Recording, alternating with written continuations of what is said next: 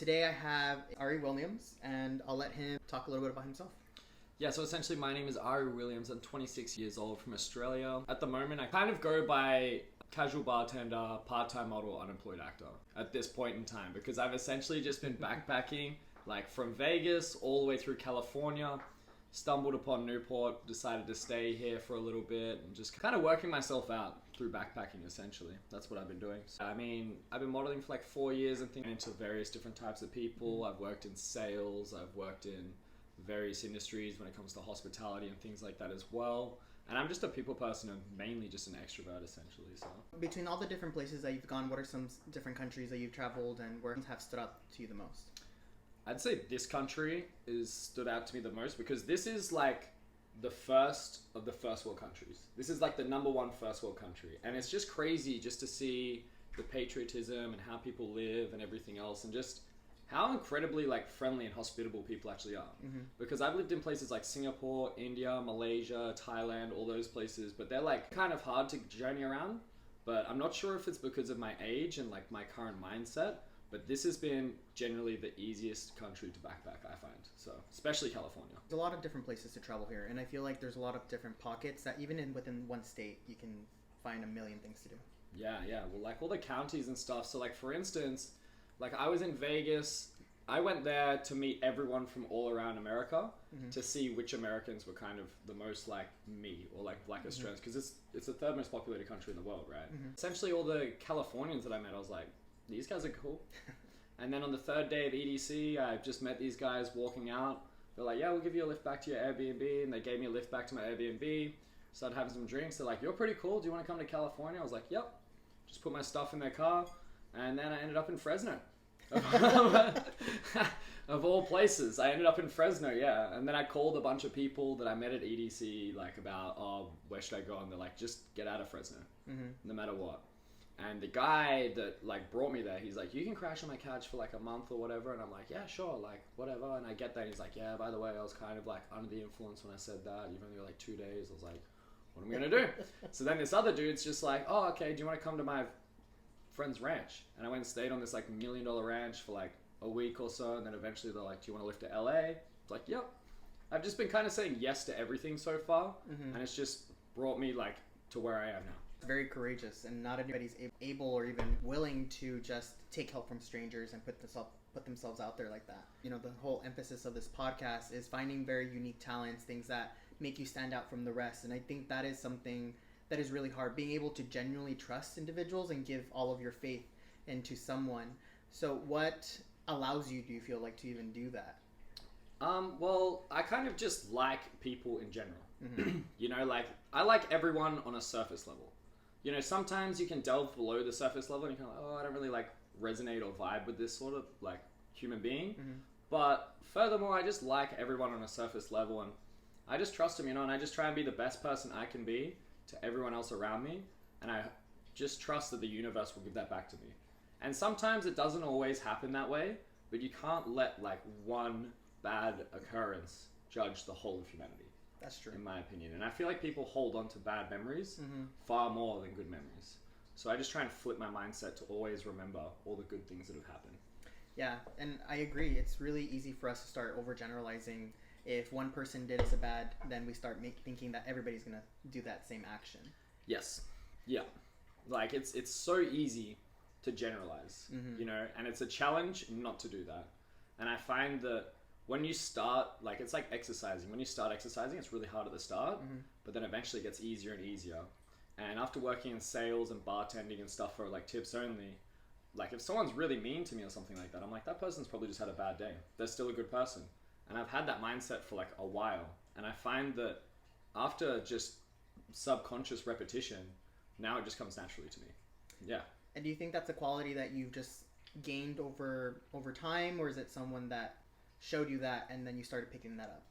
Yeah, so I was always kind of like this, but I used to work in sales, like door-to-door sales, selling insurance, all those sorts of things. So I was still like a little bit cynical. And then I met one guy and he was like me, but in the future, like in his 40s. It was really strange. He was like projecting good energy in the universe, and I kind of followed a lot of what he was saying because we were so similar, you know, and that was 4 years ago or so. And then I left to India. Like I lived in India for 3 months as like an international model, traveled around there. And then, yeah, sadly enough, he actually fell into like meth addiction. So haven't spoken to him like since then. But that is like one of the people that I met that has kind of just transformed the way I think. In your mind makes other individuals kind of stand out? What makes them unicorns and different? And what kind of individuals you like to be around that you think are good influences? People that are relaxed. You know, there's lots of people that are very high strung and they're worried about what's going to happen next. They're worried about where they're going to go next. They're always trying to work things out in the future instead of work things out now to make things happen in the future. You know, so my housemate that I live with now, he's honestly one of the most relaxed guys ever. Like, we'll like find someone on the street, like a homeless person, and I'll be like, what are you doing here? And they're just like, oh, you know, I just got kicked out like a week ago. I'm like, you can stay on my couch for one night. I'll just give you one night on my couch and then you can go from there, just relax and chill.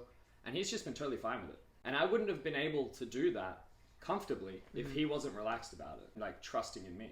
So yeah, people like that help you help other people, essentially. Yeah. When they're non-judgmental. It's really hard to find that nowadays. I feel, and you can tell me your opinion, but I feel when you go into public, you either get individuals that won't even look at you. They're always looking down, they're looking at their phone, they're not even trying to socialize. Everybody's in their own little bubble. Yep. Where you don't really find individuals that are willing to socialize. I know when I met you, you just came up to me and were like, hey, how's it going? You were asking me a question, but even you started a conversation and a lot of people would get the answer and then leave. Yeah. You know, but you actually went above and beyond and started actually making a connection, which is rare. Yeah. Yeah, well, I just, like I said, I just genuinely like people, and I find that everyone has a certain story about them. And when I first moved into this complex, I'm like, I'm just going to meet everyone here. And I've just been doing that ever since. I mean, I go down to that pool area, and there's just, like today I went down there, and there was like 7 people that I knew. You know, and you just build this web over time of just being like genuinely interested in what people have to say, because the thing you can learn the most, like the best way to learn is from others, you know, because everyone else, so say I'm 20, like I'm 25, I meet another 25-year-old. That person has experienced like completely different things over the last 25 years to me. And if we share our knowledge together, that's like doubling up on the knowledge, you know, because we're all so unique. Makes sense. Yeah. So for some of the listeners that may struggle with networking, what are some advice that you would give them to help them with their networking skills and being able to meet people organically? Networking is kind of hard, like, because you're not willing to talk as much. Just listen, you know, just ask a question, be like, well, how'd you get here? No, people will tell you, 100%. And then over that, you'll build that and you'll be like, well, I met this other guy and he told me this story. And then you start to like actually build experiences in your life, which you're able to share. So that's how I would say the best thing. Just honestly listen to what people have to say, genuinely. And you'll be surprised. Like, just don't get stuck in your own head about, oh, what am I going to say next? What am I going to tell this person? Are they interested in me? Just listen to what they have to say. Just be in the present. That's good. Yeah.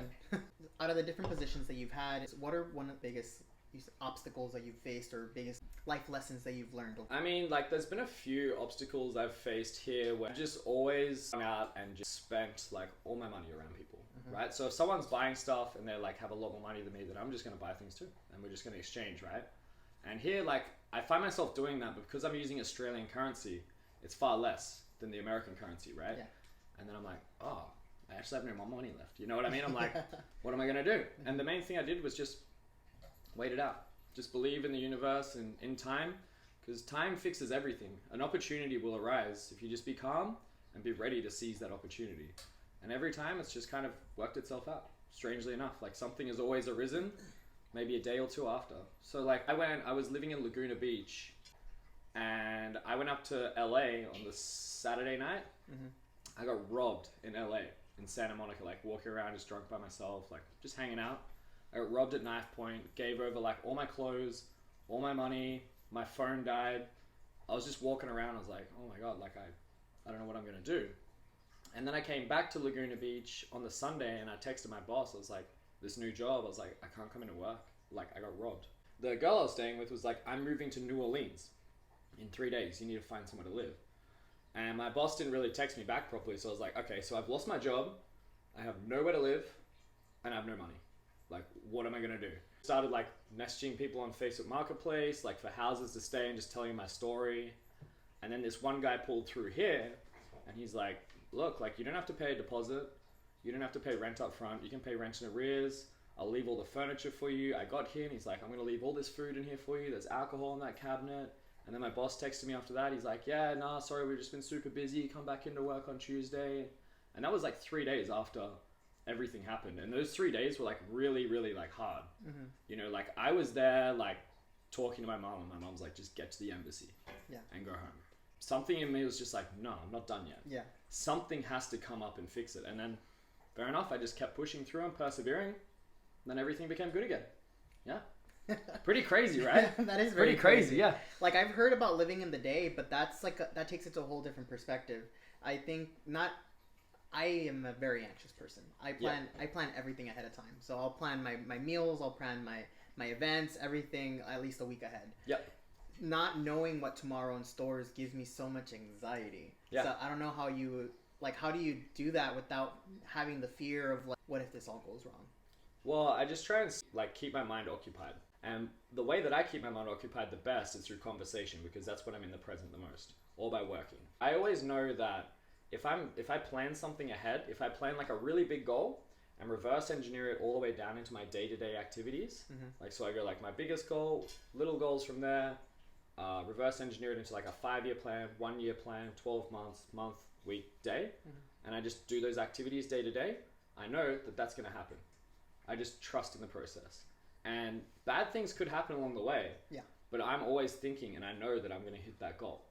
And then eventually you make subconscious decisions because you've actually programmed your brain, right? To make these little subconscious decisions that you won't actually notice towards that big goal. So I just trust the human brain to just be remarkable enough to be able to be programmed and just go and just complete things. Okay. So what's the big goal right now? My biggest goal is by 38, $100 million in net worth. Okay. Yeah.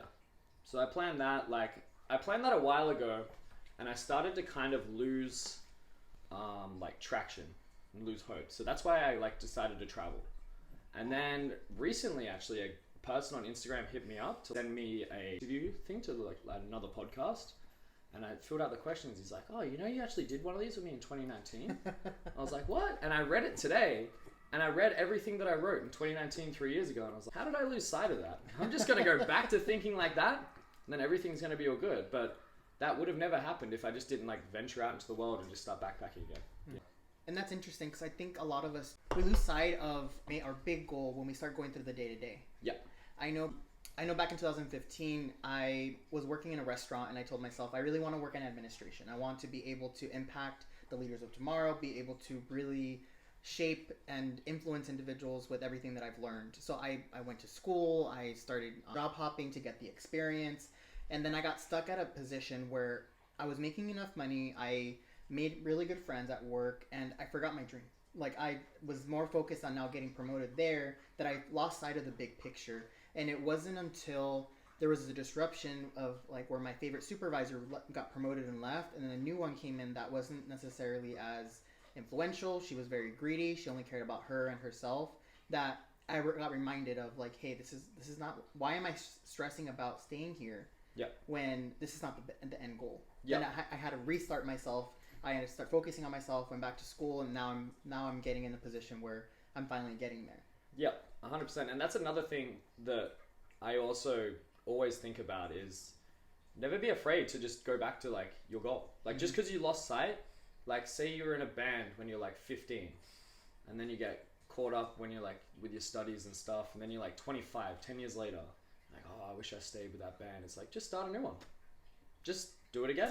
Just start from the beginning. Just go again. You're going to be twice as good the next time around. Yeah. Because you've already got the experience from the last time. So just start again. Just persevere and just come back. You know, there's no harm in restarting and coming back to your original goal. And to be fair, like, I'm like 25. I think that with modern medicine, I'm going to live to like probably like 120 or something ridiculous, right? I'm not even a quarter of the way through my life. There's so much time. There's like an incredible amount of time to like achieve these things.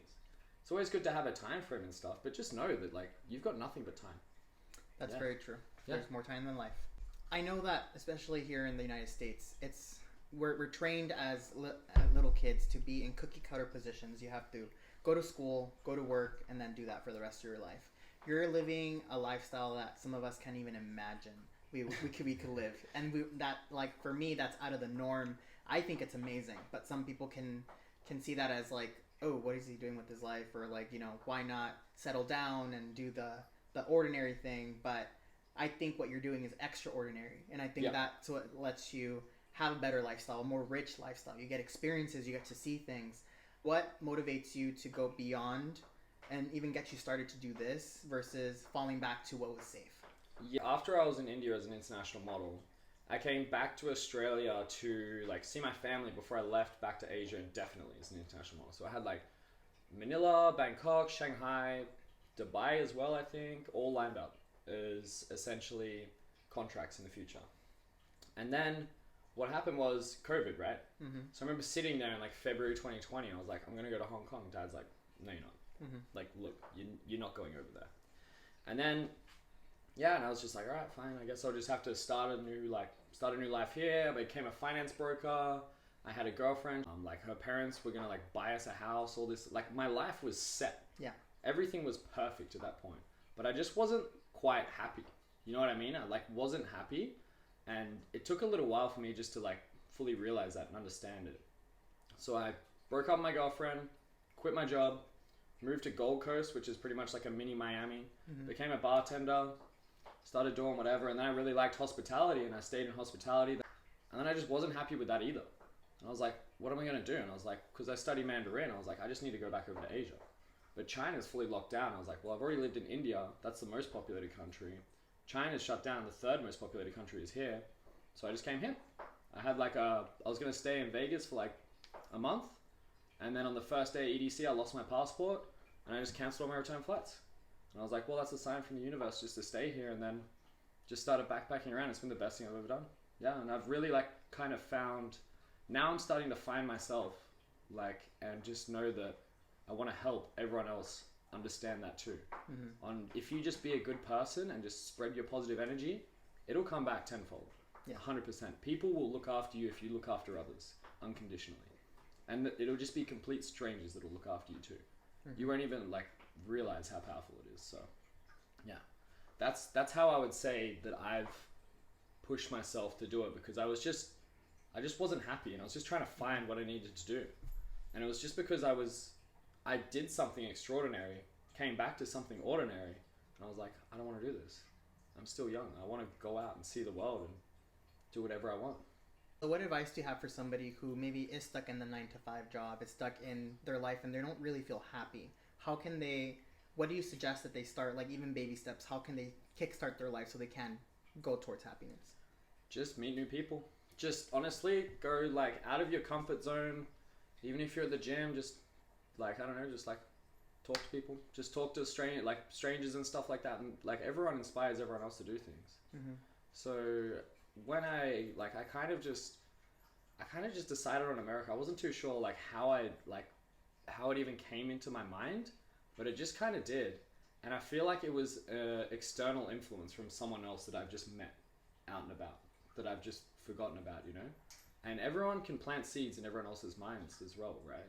So just meet new people and talk to them. And then eventually you'll be like, I want to do that too. Yeah.